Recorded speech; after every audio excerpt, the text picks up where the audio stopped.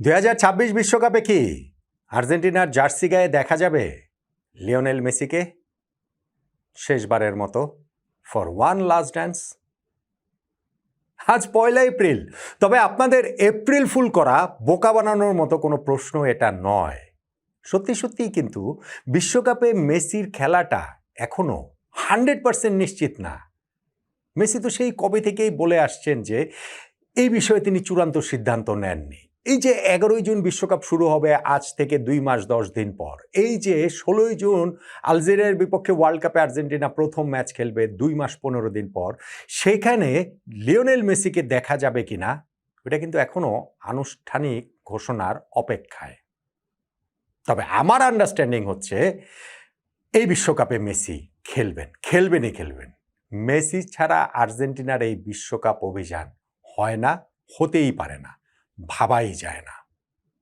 আর জাম্বিয়ার বিপক্ষে সর্বশেষ ম্যাচটাতেও তিনি যেই ফুটবলটা খেললেন তাতে বুঝিয়ে দিলেন ক্যারিয়ার সায়ান্নে এসেও এখনো আর্জেন্টিনার জন্য তিনি কতটা গুরুত্বপূর্ণ। নেইমার, ব্রাজিলের নেইমার, তিনি কি বিশ্বকাপ খেলবেন? তাকে কি বিশ্বকাপ দলে দেখা যাবে? নেইমারের অবস্থাটা পুরোপুরি ভিন্ন, লিওনেল মেসির মতো নয়। মেসি বিশ্বকাপ খেলবেন কি খেলবেন না এটা তার ইচ্ছার উপর নির্ভর করছে, কেননা মেসির জন্য অপেক্ষায় আছেন তাদের কোচ লিওনেল স্ক্যালোনি, তাদের সতীর্থরা। নেইমারের জন্য ওই রকম অপেক্ষায় তো কার্লো অ্যানচেলত্তি রয়েছেন, ব্রাজিলের কোচ। গত বছর ব্রাজিলের কোচ হিসেবে দায়িত্ব নেয়ার পর এখন পর্যন্ত নেইমার তার অধীনে একটা ম্যাচও খেলেনি এবং বিশ্বকাপের দল ঘোষণা ব্রাজিলের করা আগে সর্বশেষ ম্যাচটাও যেহেতু ব্রাজিল খেলে ফেলল এবং সেইখানটাতে নেইমারহীন ব্রাজিল ক্রোয়েশিয়ার বিপক্ষে 3-1 গোলে জিতল, তাতে করে কি নেইমারের বিশ্বকাপ খেলার সম্ভাবনাটা আরও একটু ফিকে হয়ে গেল? দেখুন, আর্জেন্টিনার কথাটা একটু আগে বলি। মেসির কথা আমি বলছিলাম যে অবশ্যই তিনি বিশ্বকাপ খেলবেন। গত বিশ্বকাপ জয়টা ছিল মেসির ক্যারিয়ারের পূর্ণতা। এর আগে ইন্ডিভিজুয়াল এবং ক্লাব পর্যায়ে সম্ভাব্য সব কিছু তিনি জিতেছেন। কেবলমাত্র একটা অপ্রাপ্তি ছিল বিশ্বকাপ, 2022 কাতার বিশ্বকাপটা জিতে সেই অপ্রাপ্তিটাও তিনি দূর করে দিয়েছেন। তখনই তিনি অবশ্য নিতে পারতেন, অনেকে ভেবেছিলেন হয়তো তিনি সেটা করবেন ইন্টারন্যাশনাল ফুটবল থেকে, তবে তিনি তা করেননি, বরং প্রতিনিয়ত নিজেকে পুশ করে গেছেন। যদিও 2026 বিশ্বকাপে খেলবেন এরকম কমিটমেন্ট করেননি, একের পর এক ইন্টারভিউতে বারবার তিনি মনে করিয়ে দিয়েছেন যে এই বিষয়ে চূড়ান্ত সিদ্ধান্ত তিনি নেননি। বিশ্বকাপ বাছাই পর্বে ওই লাতিন আমেরিকা অঞ্চলে আর্জেন্টিনা 1 নম্বরে থেকে শেষ করেছে এবং ওই অঞ্চলের বাছাই পর্বের সর্বোচ্চ গোলদাতার নাম লিওনেল মেসি। আপনি এই সর্বশেষ আর্জেন্টিনা যে 2টা ম্যাচ খেললো এই ফিফা উইন্ডোতে, সেই ম্যাচ 2টার কথা ভাবেন। মৌরিতানিয়ার বিপক্ষে আগের ম্যাচটা আর্জেন্টিনা জিতেছে বটে, তবে সেইটা আর্জেন্টিনা খেলা সমর্থকদের মন ভরাতে পারেননি। মেসি সেই ম্যাচের ফার্স্ট 11-এ ছিলেন না, বাদ দেয়নি, স্ক্যালোনি তাকে বিশ্রাম দিয়েছিলেন। এই ম্যাচে জাম্বিয়ার বিপক্ষে মেসিকে একাদশে রাখা হয়েছে এবং পুরো 90 মিনিট তিনি খেলেছেন, দাপটের সঙ্গে খেলেছেন।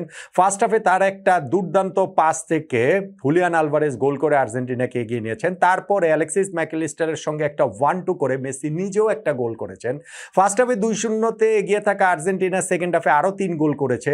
মেসির ওইখানটা তার 1 গোল হতে পারতো, পেনাল্টি আর্জেন্টিনা যে পেয়েছিল সেইটা তো মেসি তাদের ফার্স্ট পেনাল্টি টেকার, কিন্তু তিনি ওই পেনাল্টিটা নেওয়ার জন্য নিকোলাস ওতামন্দিকে ডাকলেন, যেই ডিফেন্ডার ঘরের মাটিতে শিওরলি তার শেষ ইন্টারন্যাশনাল ম্যাচ খেলছেন। আর্জেন্টিনার তো আর বিশ্বকাপের আগে কোনো ম্যাচ এখানে নেই এবং বিশ্বকাপের পর ওতামেন্দি তো অবসর নেবেন। ওতামেন্দি গোল করলেন, এরপর একটা আত্মঘাতী গোল হলো এবং শেষ দিকে গিয়ে আর্জেন্টিনা আরও একটা গোল ইনজুরি টাইমে পেল, 5-0 গোলে তারা জিতে গেল।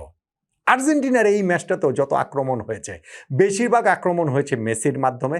আক্রমণের প্রাণভোমরা সেই লিওনেল মেসি। ফলে মেসি ছাড়া আর্জেন্টিনা দল আর এই বিশ্বকাপে ঠিক ধরেন 2 মাস বাকি রয়েছে, এই সময় যদি মেসি বলেন যে আমি বিশ্বকাপে খেলবো না, সেইটা আসলে এমন শকিং হবে যা আর্জেন্টিনার এই শিরোপা ধরে রাখার অভিযানটাতে অনেক বড় একটা আঘাত হয়ে আসবে। ফলে আমার কাছে মনে হয় যে যদি তিনি ইনজুরির কারণে রুলড আউট হয়ে যান সেটা অন্য আলোচনা। মেসির তো আর কোনো ওই নেইমারের মতো সেই ইনজুরি প্রবলেম নাই, এখনো পর্যন্ত নাই, কিন্তু এর বাইরে বিশ্বকাপ মেসির খেলাটা নিশ্চিত। কোনো 99% নিশ্চিত না, 100% নিশ্চিত আসলে বলে দেয়া যায়। নেইমারের ক্ষেত্রে সেটা বলা যায় না, কেননা নেইমারকে ফিটনেস প্রমাণ করতে হবে। কেননা ব্রাজিল যে নেইমার ছাড়াও একটা দল হয়ে উঠছে, লাস্ট ম্যাচটাতে অন্ততপক্ষে ক্রোয়েশিয়ার বিপক্ষে ওইটা নেইমারকে আরও একটু কি পিকিং অর্ডার থেকে পেছনে ঠেলে দিয়েছে কিনা বিশ্বকাপ স্কোয়াডে, সেই আলোচনার জায়গাটা রয়েছে। ব্রাজিল ফুটবলে এখন ঘোর দুঃসময়। সেই 2002 সালে লাস্ট তারা বিশ্বকাপ জিতেছে, এরপরে 2006, 2010, 2014, 2018, 2022 5টা বিশ্বকাপ চলে গেছে, ব্রাজিল আর বিশ্বকাপ জিততে পারেনি। এইবারও কি তারা পারবে? 2022 বিশ্বকাপের পর তিনবার কোচ বদলে চতুর্থ কোচ হিসেবে কার্লো অ্যানচেলত্তি দায়িত্ব নিয়েছেন গত বছরের মে মাসে। তার দায়িত্ব নেওয়ার সময়কালে নেইমারকে কিন্তু একবারও ডাকেন নাই। হ্যাঁ, নেইমার ইনজুরিতে ছিলেন। সেই 2023 সালে তিনি যে উরুগুয়ের বিপক্ষে ম্যাচটাতে ইনজুরিতে পড়লেন, এরপরে আর জাতীয় দলে খেলা হয়নি। কিন্তু এইরকম অভিজ্ঞ একজন ফুটবলার, 34 বছর বয়সী, 79টা গোল করে যিনি ব্রাজিলের ফুটবল ইতিহাসে ইন্টারন্যাশনালে সবচেয়ে বেশি গোল করেছেন, তাকে ছাড়াই কি ব্রাজিল বিশ্বকাপ খেলবে? ব্রাজিলের কিংবদন্তিরা কিন্তু সেই রোনাল্ডো বলেন কিংবা রোনালদিনিও বলেন, তারা নেইমারের পক্ষে ওকালতি করছেন। কিন্তু কার্লো অ্যানচেলত্তির মনে যে কি আছে কে জানে। দল ঘোষণার আগে ব্রাজিলের কিন্তু আর কোনো ম্যাচ নেই। ফলে সান্তোসের হয়ে ম্যাচেই তিনি যদি তার ফিটনেসটা প্রমাণ করতে পারেন, অ্যানচেলত্তি বলে দিয়েছেন ফিট যদি না হন তাহলে তিনি দলে, চূড়ান্ত দলে রাখবেন না কোনো ফুটবলারকে, তিনি যদি নেইমার হন সেটা সত্য। আর লাস্ট যে ম্যাচটা ব্রাজিল জিতলো এই ক্রোয়েশিয়ার বিপক্ষে, সেইটা নেইমারকে কি আরও পিছিয়ে দিয়েছে কিনা ব্রাজিলের বিশ্বকাপ খেলার সম্ভাবনা থেকে, ওই আলোচনাটা করছিলাম। দেখুন, এই ক্রোয়েশিয়ার কাছে হেরেই কিন্তু সর্বশেষ বিশ্বকাপের কোয়ার্টার ফাইনাল থেকে ব্রাজিলের বিদায় হয়েছে কোয়ার্টার ফাইনালে, এবং তারপরে নেইমার সহ ব্রাজিলের অন্যান্য দেশে কান্নার ছবিটা তো আসলে আমাদের মনেই রয়েছে, 4 বছর আগের সেই কথাটা। সেই ক্রোয়েশিয়ার বিপক্ষে ব্রাজিল জিতেছে। সপ্তাহের আগের যেই ম্যাচটা, সেইখানটাতে ফ্রান্সের কাছে ব্রাজিল হেরেছিল, শুধু সেইটা নয়, একেবারে যাচ্ছে তাই ফুটবল খেলেছিল। ক্রোয়েশিয়ার বিপক্ষে ম্যাচটাতে ব্রাজিলকে অনেক গোছানো ফুটবল খেলতে দেখা গিয়েছে। ইনফ্যাক্ট ফার্স্ট হাফের শেষ দিকে তারা প্রথমে অনেকগুলো সুযোগ তারা পেয়েছে, কুনিয়া কিংবা ধরেন ওইখানটাতে দানিলো, তাদের ওই চান্সগুলো, জোয়াও পেদ্রো, তারা গোল করার সুযোগ পেলেও সেটা পাননি। কিন্তু প্রথমার্ধের একেবারে ইনজুরি টাইমে গিয়ে দানিলো একটা গোল করেন, যেই গোলটা আসলে ফ্যান্টাস্টিক একটা গোল হয়েছে। কর্নার থেকে বল ক্লিয়ার করেছে ব্রাজিল, সেইটা পেয়ে ম্যাথিয়াস কুনিয়া একটা লং পাস যে দিলেন, সেই পাসের যে ওয়েট ছিল, যেই অ্যাঙ্গেলটা ছিল, যেইভাবে সেইটা ভিনিসিয়াসের কাছে যায়, ওইটা ম্যাজিক্যাল। ভিনিসিয়াস বলটা নিয়ে দৌড়ে ছিটকে গিয়ে তার মার্কারকে পেছনে ফেললেন। আবার যখন তিনি একটু পেছনে আসলেন, ততক্ষণে ক্রোয়েশিয়ার 3 ডিফেন্ডার তাকে ঘিরে ধরেছে। এর মধ্যে দিয়ে তিনি যেই কাটব্যাকটা করলেন বক্সের মধ্যে ফাঁকায় দাঁড়ানো দানিলোকে, সেইখানে ওয়ান টাইম প্লেসিং শটে গোলটায় পরিণত করে ফেললেন দানিলো।